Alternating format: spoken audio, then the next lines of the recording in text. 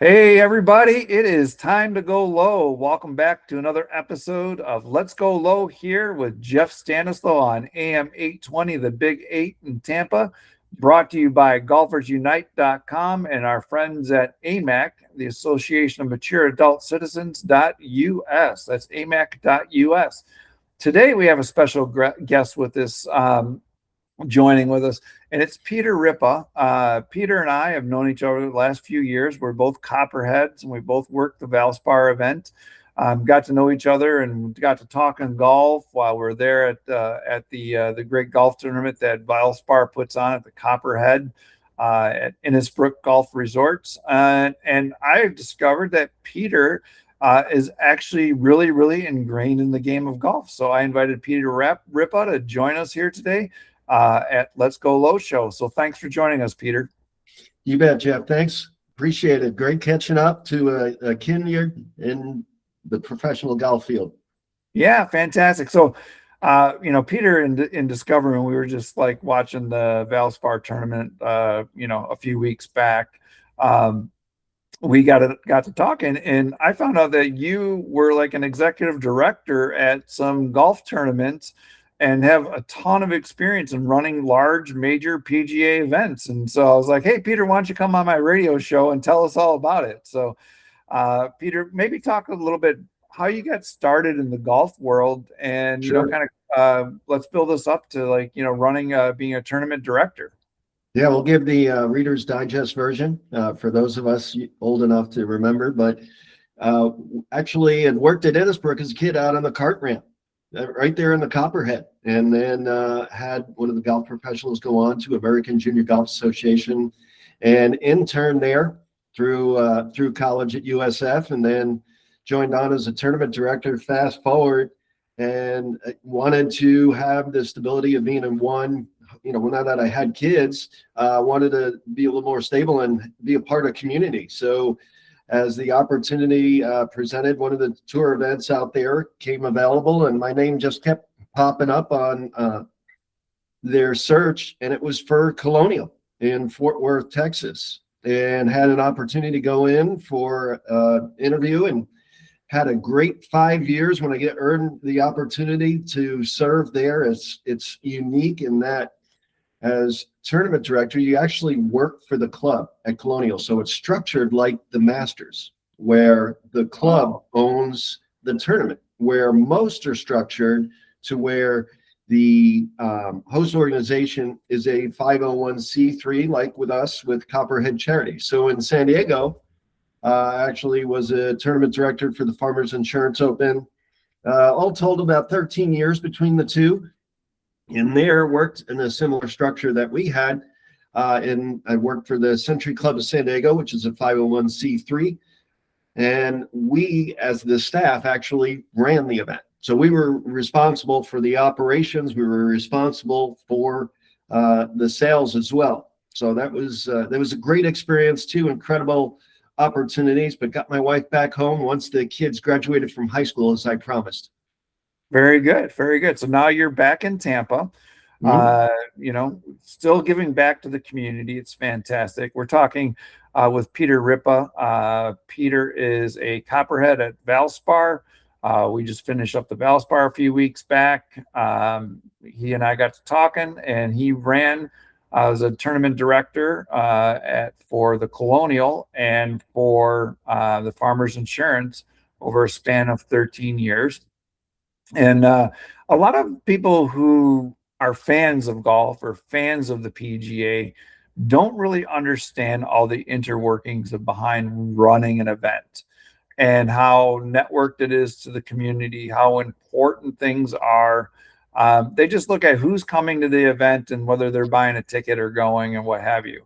Maybe you could spend a minute or two, Peter, and tell us about what are the most important things as an executive director for running a PGA event for success. Yes, yeah, absolutely. And it is. I mean, it is unique in that, yes, it's an individual sport, but it's also, we've got great athletes in the sport, and they're just good people that can put in front of sponsors and the community, and they really handle themselves well. So the community building is an is a very important ingredient to each one of the events, whether that be through volunteers, sponsorships, tickets, the experience on site.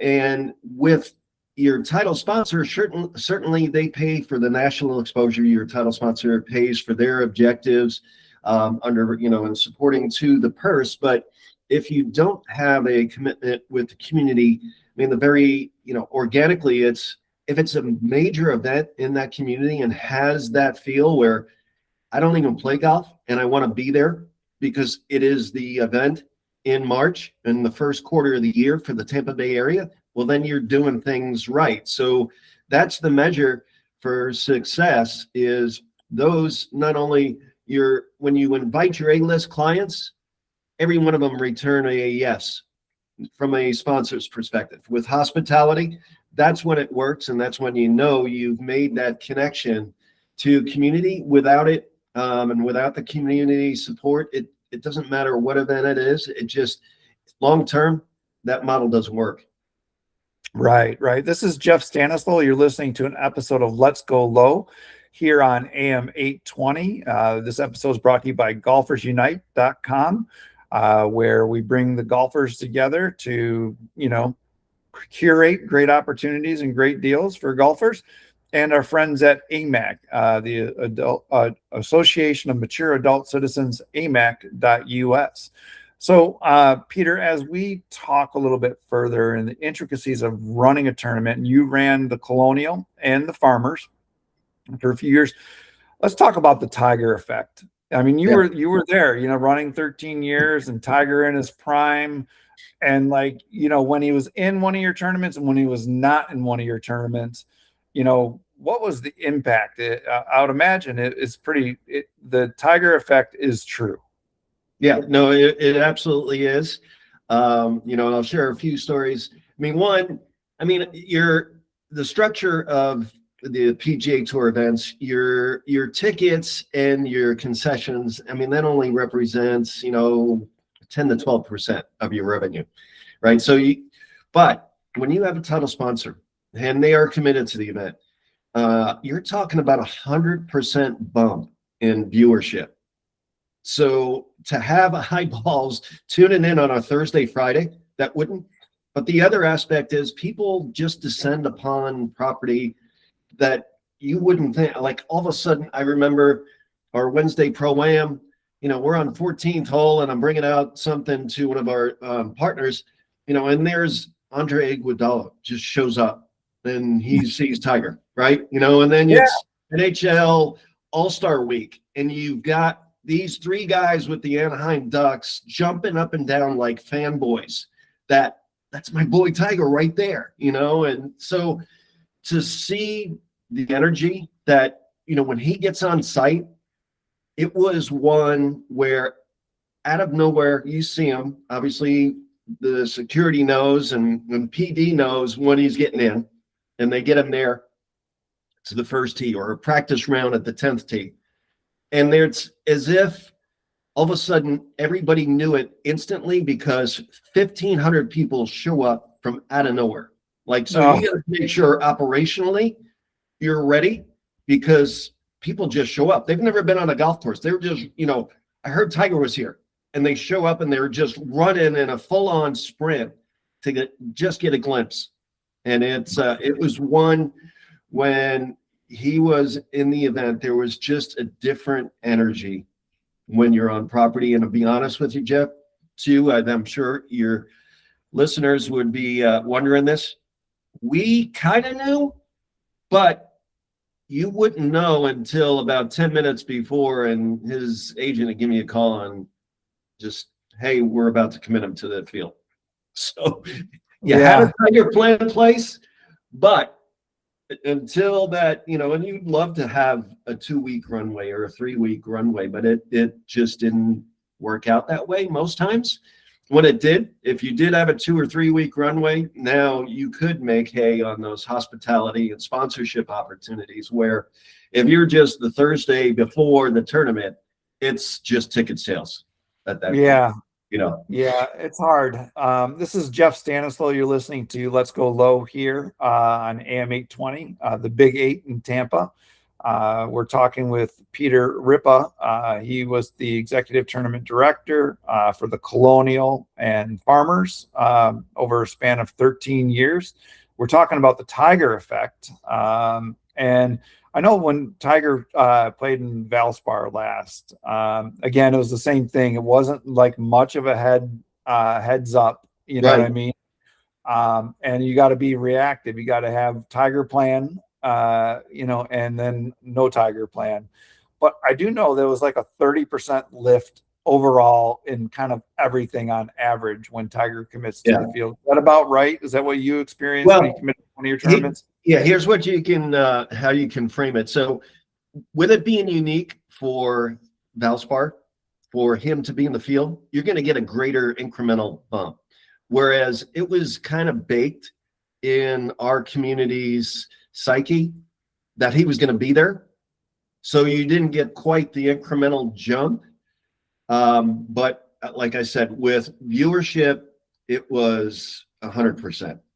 And that for your partners, and especially those getting exposure and those tour partners and FedEx, I mean, that was fantastic, and it's early in the year. So, yeah, I could absolutely see that at Valspar, and in a place where he didn't normally play, and he would show up, and it was amazing. And it's funny you say that because my roommate from college, he turned into a fanboy. He was on 18 videoing it. He's showing the video, and he's like, look at this, Tiger's on AT&T.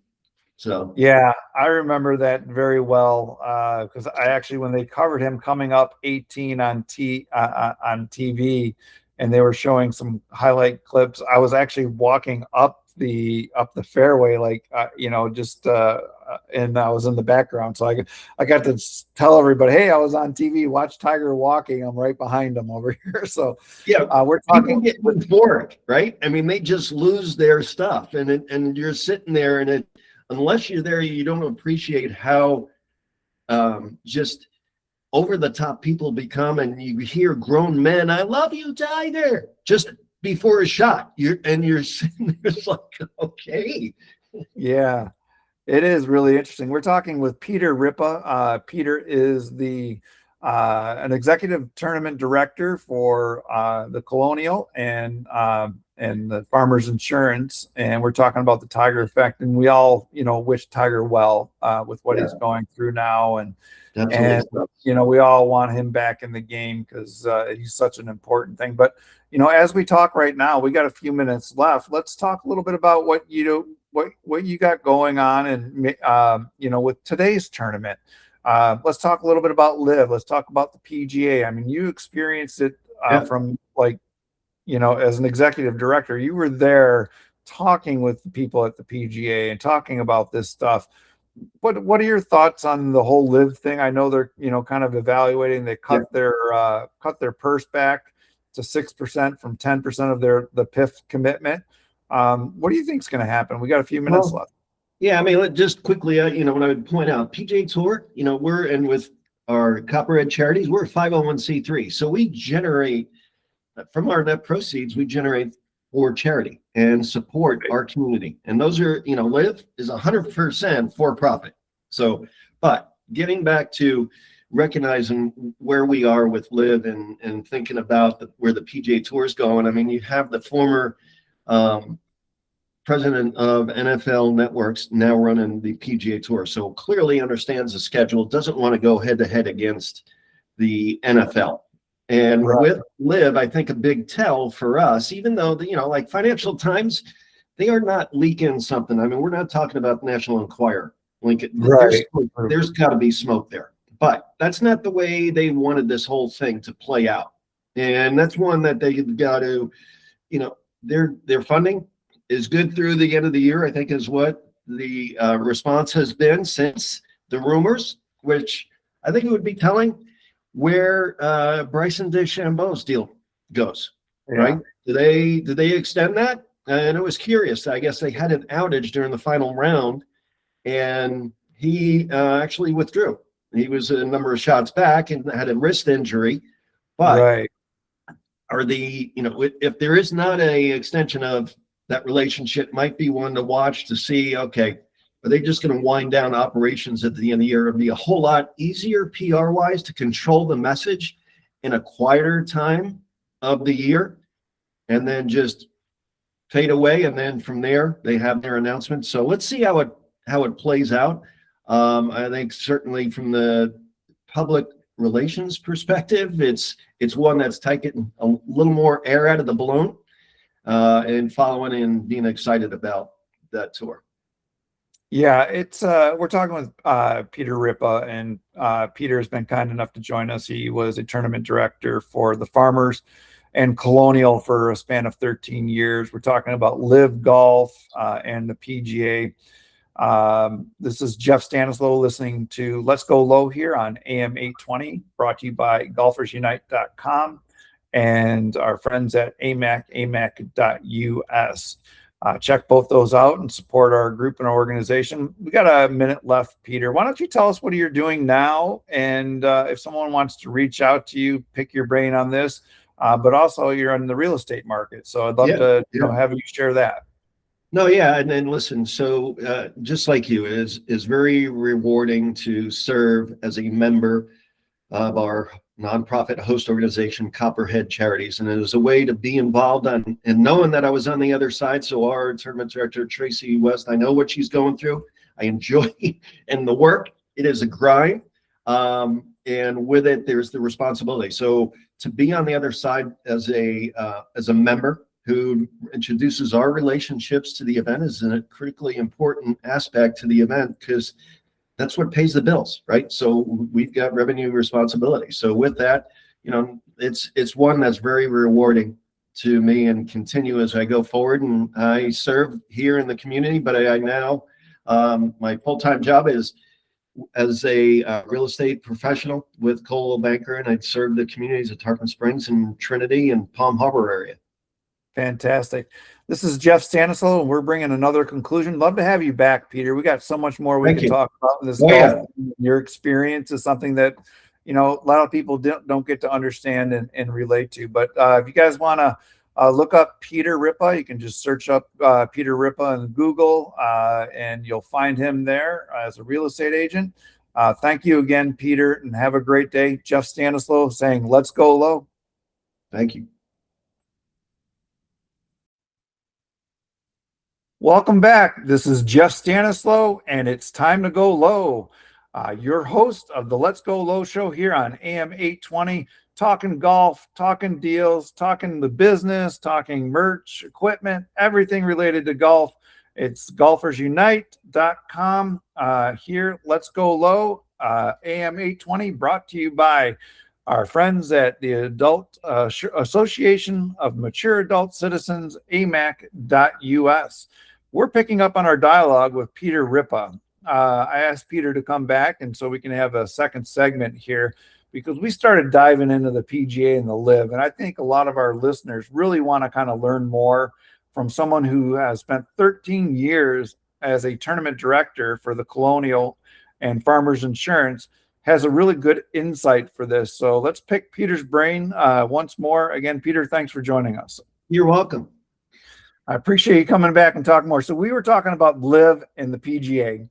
And I think one of the underlying things that I'm seeing here, whether Bryson decides that they decide to extend the contract with Bryson, they're already pulling back dollars, is the sponsorship opportunities. There's another side to this coin. And that's where, are these players playing on the Live Tour getting the bigger sponsor deals that are coming over? They're not getting the exposure. And when you don't get that exposure, the corporate sponsors tend to dry up too as well. What are your thoughts a little bit more on this? Yeah, so you hit it on the head, Jeff. I mean, you think about it, is now you've ceded control of your visibility. And when you sign that contract, and listen, if you look at the guys who've signed, there's a good number of those guys. And as you get into your late 30s and 40s, it's tough to compete on the highest level. So why not take those dollars? You're not going to be in that A-list of your partners visible if you're not on leaderboards. And so now they've got those monies. But if you look at the sport of golf, especially in the last 20 years, those younger players now are in their prime and dominating. So they control their brands. And you look at those on the PGA Tour and you see them visible with not only golf brands, but you're looking at financial premium products, your premium car brands, your fintech. It's just opens up to where now those players, they control their brand, where when signing on with PIF, they control, if you're going to do a presser, you've got to get clearance. Right. Whereas now, if you're doing something in your community, or if you're doing something as an ambassador with a brand that is a PGA Tour partner or is your brand, that is fully supported by the PGA Tour. So, it's very telling too that as this all has started to evolve, with Tiger's agency, there's, those guys all stayed with the PGA Tour, and they controlled their brand and they controlled their messaging as they went forward. But the numbers that the guys, when you're talking about 9 figures, they're set. Yeah. And you can't argue that. Yeah, this is Jeff Stanislaw. You're listening to Let's Go Low here on AM 820, brought to you by golfersunite.com. We'll post this and Peter's previous episode up on our website at golfersunite.com if you guys want to check it out after you listen to it a little bit more detail. This segment's brought to you by amac.us, one of our partners, the Association of Mature Adult Citizens. And Peter, we kind of nailed it on the head. There's a big difference. A lot of the PGA being, more, and its events, some of which they manage and some of which are like outsourced to a local club that manages it for them, and or other entities that bring these events to market. And the Live, which is kind of wholly owned by PIF, the I guess venture capital fund, and they control pretty much everything because PGA, the players are independent contractors. So that allows them the freedom to go sign with whatever club manufacturer, whatever brand they want to engage with, do those different things. And you look at like Tommy Fleetwood just signing with Blackstone, as a vendor, but versus Live, which is like, they're saying, okay, we're going to pay you. And for some of the players, it was a good deal. The time was right.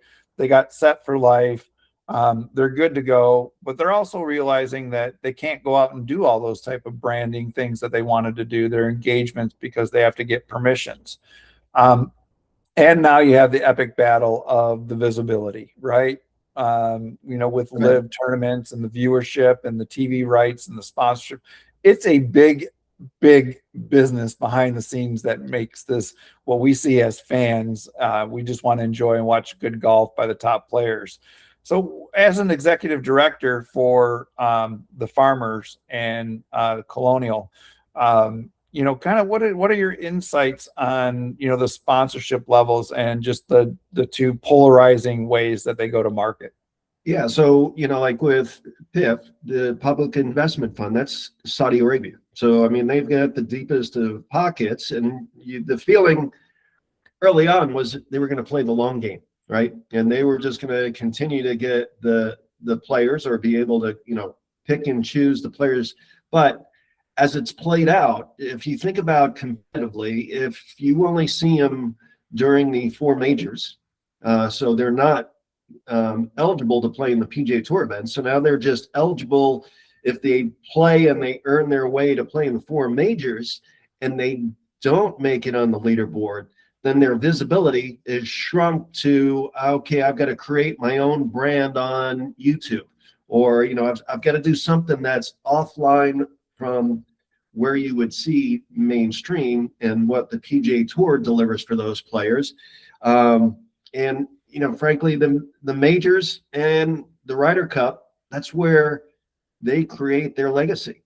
And you think about those players, may have only won a half dozen times if you look at their record, but those, like Ian Poulter, his legacy is anchored to the Ryder Cup. Certainly. Right? And you think of those players, if they're there each year or every other year, right? So they're able to get back in that visibility It's just tough if you're on live to gain the eligibility to earn your way into those majors. And what do you do the other 48 weeks of the year? Yeah, one thing that the PGA does very well is they know how to position their brand value and go to market and create the awareness and the excitement around their events. I probably second to maybe the Masters as, kind of an organization that runs their own event. Right. As far as marketing and in the way they go to market and just the visibility of that single event. One of the things we're talking with Peter Rippa. Peter is a native Tampa person, spent 13 years running events for the Colonial and for farmers tournaments, and has great vast experience. One of the challenges that I see is the format, right? PIF came with the new format, the team within a team and individual play. And I think it's exciting, but I don't think it ever really resonated with the golf fans.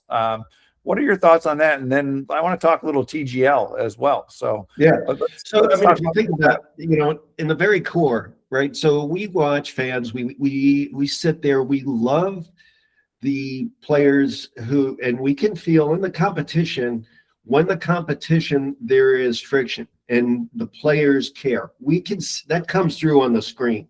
Doesn't matter what sport we're watching, but if we see them just sweating it, like, have we ever seen a player cry when they won a Live Tour event? I can tell you weekly, guys are just, they are sweating it down the stretch. It could get loose, it could get tough, but they drop their hat, drop to their knees. I mean, that's how they grew up, is like, if I could ever win a PGA Tour event. And comes through with the players who are grinding and appreciate the opportunity. And that's one that I think as we go forward, you can capture in a bottle. And I think the tour's position as we go forward is looking at it. Can we get these top players together 21 to 26 times a year in those major markets, and now deliver that to the fans to where they're seeing the guys out there more often and not compete against the NFL? Go January to early September, and then, much like you would in other sports, you're relegated and promoted based on your performance. Outside of those 21 to 26 events. So we see that in 20, probably I'd say the way the plan is, you're going to see some of those changes in 27 and then more dramatically in 28. Yeah, I think, like you said, you got a new leader at the PGA who understands scheduling and programming. And I think that's what you'll see in the future is, NFL finishes up, golf starts, golf finishes up around the NFL time. Capture those eyeballs. But you mentioned something. We're talking to Peter Rippa, and Peter ran the Colonial and Farmers golf tournaments for about 13 years. Just the raw, pure emotional connection between the player and the fans. And when the player wins a major or even any event, for the most part, you can see the emotion.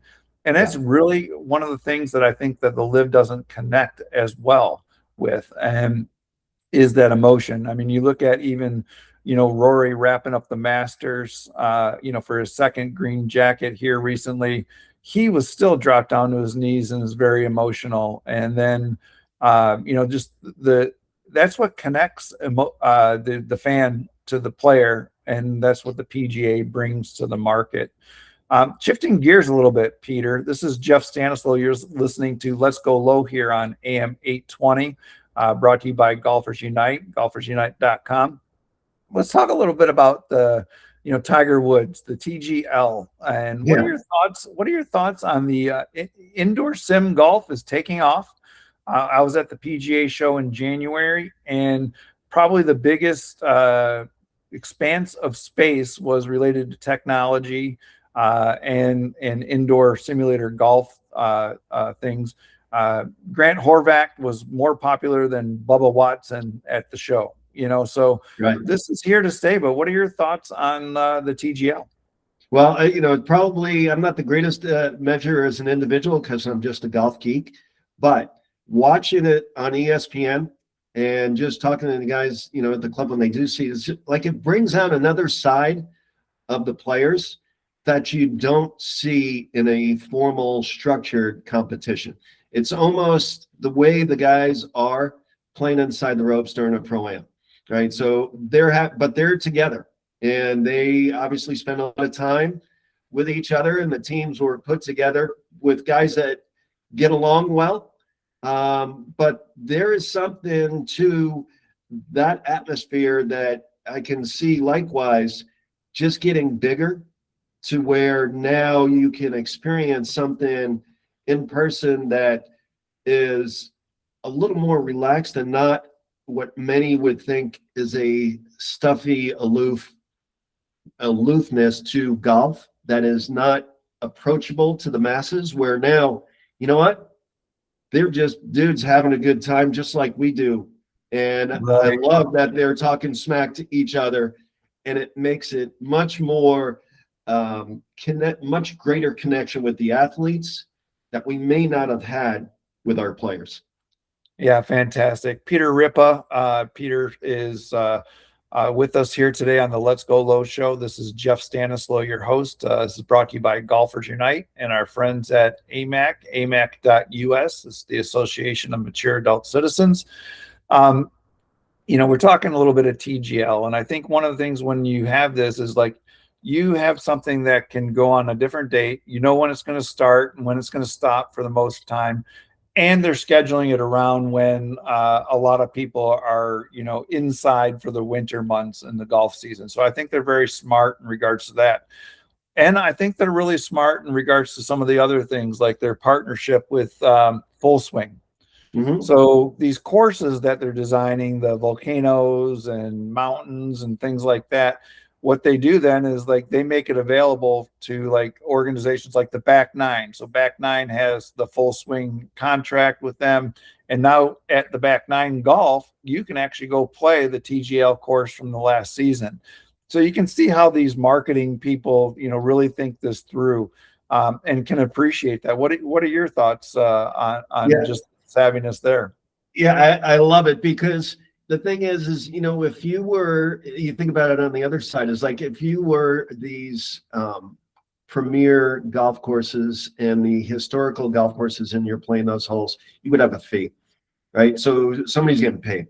So why not get creative and have something that is totally memorable that creates the shot where, like, I'm just thinking Cenote, the par 3, where you've got to actually fly the green to have it rolled back onto the green, right, to where it funnels back all the way down, and then and like have it roll on the right angle, or to hit under the ledge to where now you have to hit a stinger, right?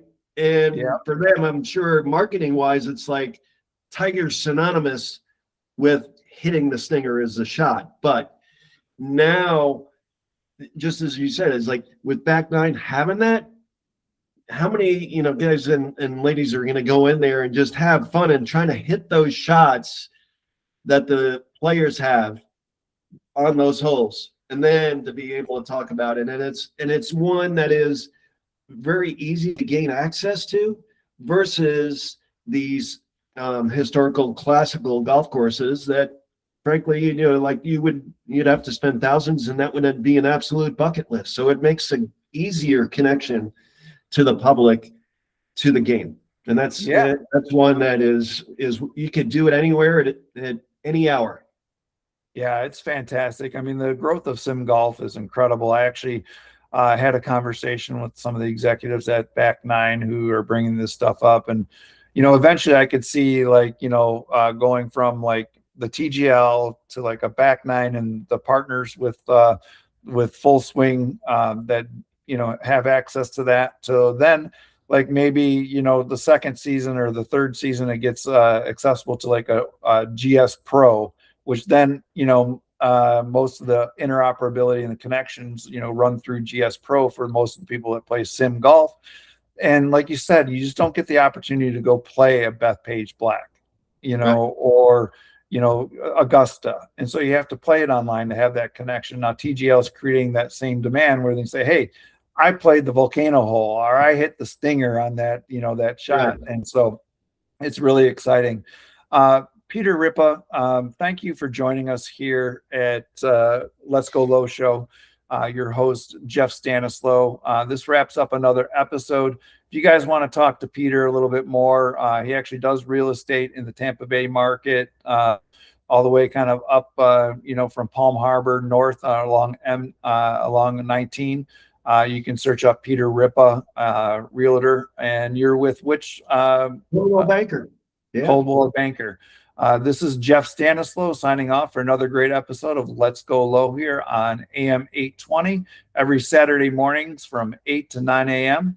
You can also find this show on our website at golfersunite.com. Thank you very much, Peter, and you guys have a great day, and everybody go low. Thanks, Jeff.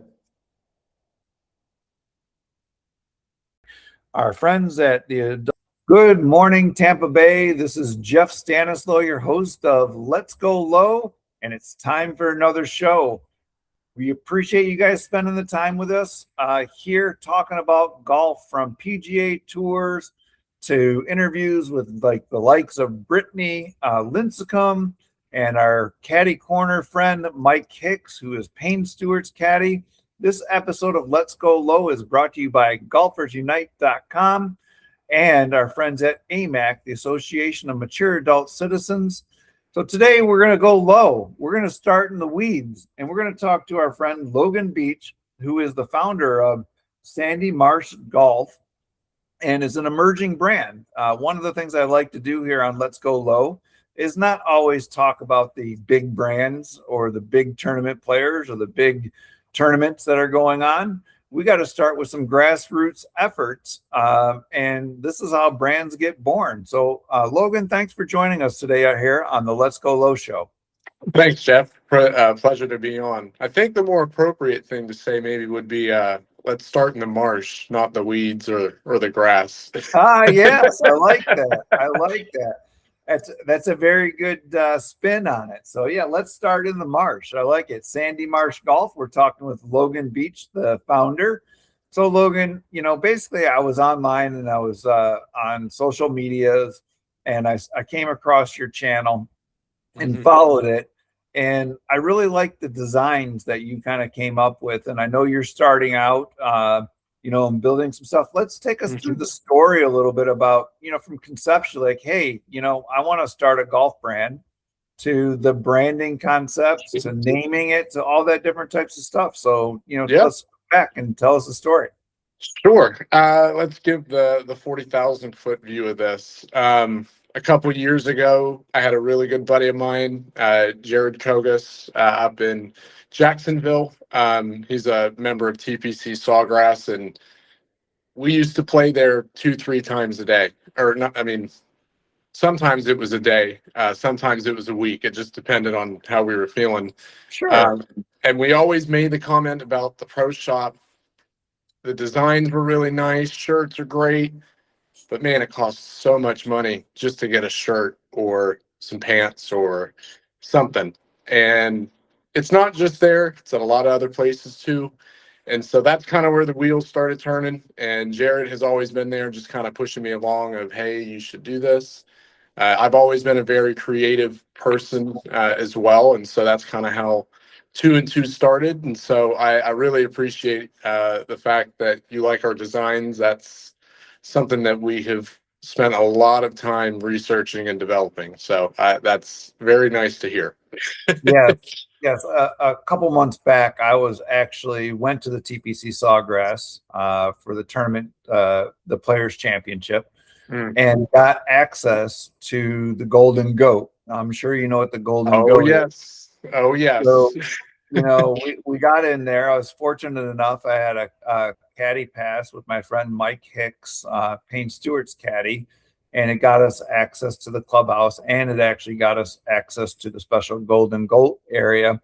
So I know what you mean when we picked up a hat and some shirt and a couple other things, and $600 later, I was happy to do it because it's pretty exclusive there at the Sawgrass. I know some of the tickets, to get in that were like 5 to 10 grand, or you had to be a player or a player's family to get in. So I was very fortunate to make that happen. Very much. Yeah. So from the concept of playing golf with your friend over at TPC Sawgrass, which is incredible, to, coming up with the brand name. Let's talk about Sandy Marsh Golf. This is Logan Beach, the founder of Sandy Marsh Golf. And you're listening to the Let's Go Low show here on AM 820 in Tampa Bay, brought to you by golfersunite.com. And our friends at AMAC, the Association of Mature Adult Citizens, amac.us. So tell us about the branding concepts. Yeah, so the whole name, where this all started from, actually is based off of where I live. I live in Tampa, been born and raised here in the area. And so I more specifically live in Port Richey, little tiny town on the coast. And we have a lot of marshlands here and a lot of golf courses. Ironically, we have a lot of golf courses that are built in the marsh and around the marsh. And so my parents, they also live in Lakeland, and they have tons of golf courses there. But their golf courses over there are sandy or hard pack. It's kind of a mix up between the two. And so I thought, well, what better way to combine a little bit of my family, a little bit of me, and put it all in one, instead of coming up with some generic name. Give something that has a little bit of meaning, and means something to people who live in Florida, specifically the Tampa area. So that's kind of where the whole name came from. And our branding is my two favorite birds. It's a red sandhill cranes. Sorry. They're my favorite birds. If you've ever seen them, they're usually on the golf courses. And so those two birds combined with the name, absolutely perfect. Love it. And I think it really just encases everything that Florida is about, more specifically what Tampa and Central Florida is about. Yeah, I think that's really good, to have kind of a passion. I mean, a lot of people just, don't spend a lot of time, energy, and effort really thinking about their brand and understanding the significance. And I love that Sandy Marsh Golf is, combines you and your parents, and it's got a lot of meaning behind it. Yeah. And that, obviously I live in Tampa and play both the Sandy courses and the Marsh courses quite often here. And I see those, the red sandhill cranes that you talk about, and they are a beautiful bird. So we're talking with Logan Beach from Sandy Marsh Golf. He is the founder and creator of the brand. So moving forward now, Logan, tell us a little bit about, the business side of things. So you came up with a brand name, you came up with a nice logo, which I really like, and I think it resonates. And hopefully you guys get to check it out. We'll tell you where to check that out here in a minute. But tell us a little bit about where you're at now. So you are, you're selling apparel. Let's talk about what apparel you're bringing to the marketplace, and maybe a little bit of that journey, like, sourcing the shirts, or, your journey there, because it is a journey, that's for sure. It definitely is, Jeff. It's not something that you would think about. Initially, you would think that, oh, I'm just going to start this company and I can just go on Google and Google's just going to spit out all the answers and I'll be fine. Unfortunately, that's not how that works. You do have to put in some time and effort. And so it all started with a Google search. Then it started with talking to some folks at TPC, talking with some folks down here at my local course. Actually getting to talk to a couple of smaller brands as well that have started out or are starting out, and seeing where they go, seeing how they're sourcing their stuff. That's kind of how we started. And it's very challenging. There's a lot of sources out there. There's a lot of different avenues that you can go to. But with us, we wanted to focus on being something that is environmentally sustainable. We are looking to move everything over to the United States. Those are just some things that like we feel are very important to us. Sure. Especially being here in Florida, we would love to, especially anything with environmental conservation. We definitely love trying to get involved in that, and any way that we can do that, we try to. And so with that, we're coming out with just a very limited stock for right now. We have some men's polos, men's shorts, and then for our women's, we actually have a really nice skirt. And we have a couple different colors for the men's and the women's that we're going to be dropping for the polos and the shirts. And my fiance, Brooke, I know nothing about women's fashion, so I'm not going to ever say that I do. My fiance, You got a good partner to help you out with that. That's fantastic. I do. Brooke is fantastic, and she is the fashionista. She is all about it. And so I have let her handle that, and she has designed a couple of really nice pieces that I think the ladies are going to enjoy. And it's Florida. It's hot. You're playing golf. You don't want to be wearing long sleeve stuff or heavy stuff. Sure. So Brooke's chosen a lot of materials and things that are, fitting for Florida weather as well.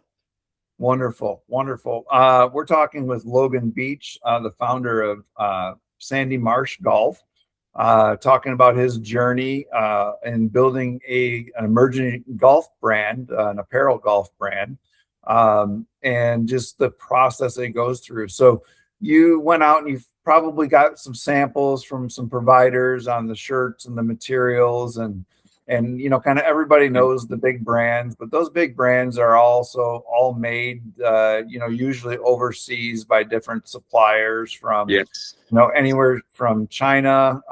You probably have a lot of your kind of brands that you see with the lower price points, and then you have some really high quality manufacturers in the Philippines and Taiwan and Mexico, and it's all about the threads and the type of materials that you use.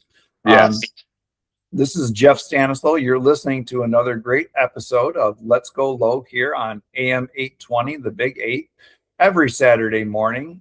You can catch us here between 8 and 9. This episode is brought to you by Golfers Unite, and that's golfersunite.com. We'll put this episode along with all of our episodes online at golfersunite.com, and our friends at AMAC, the Association of Mature Adult Citizens, amac.us. So you're getting ready to, launch your brand. Why don't you tell people how they can find you if they'd like to check out Sandy Marsh Golf, your apparel lines? Sure. So we are going to start officially dropping things June 1st. That is when we are going to be planning on turning everything from pre-sale to order now. So as long as everything's good, keep up with our socials. You can follow us on Facebook at Sandy Marsh Golf. Instagram, same exact thing, Sandy Marsh Golf, or online at sandymarshgolf.com. You can follow us there and we'll provide some updates. But as of right now, June 1st is looking to be the drop date. So like I said, we have a limited amount of stuff that's coming out and limited numbers of that. So if you want to get in, I would recommend getting in quick because the pre-orders are going and we're about 75% of the way sold out. Wow, that's fantastic. That's really great news. Logan Beach, the founder of Sandy Marsh Golf. We got another minute or two. Why don't you tell us a little bit about, your vision for Sandy Marsh Golf, this year, and then, and maybe beyond. What's your goals? Are you trying to get a green grass effort? You want to get into clubhouses? You're going to focus online, and then maybe a little bit about your marketing, some of the challenges that you went through. Yeah. So at least for right now, we are all online at the moment. We are going to work towards having some brick and mortar stores in the Tampa area. We are working towards that, but as you know, that just takes time. So we'll get there. And we're working with some folks to get that done. As it pertains to pro shops, if you're in the Tampa Bay area, specifically towards Hudson, Spring Hill, that kind of area, be on the lookout in the next couple of weeks/months, because we are going to start making some appearances at some shops. Won't be anything crazy, so don't expect a huge display, but if you're in the Hudson, Spring Hill, that kind of area, be on the lookout, because we will be at a couple of pro shops.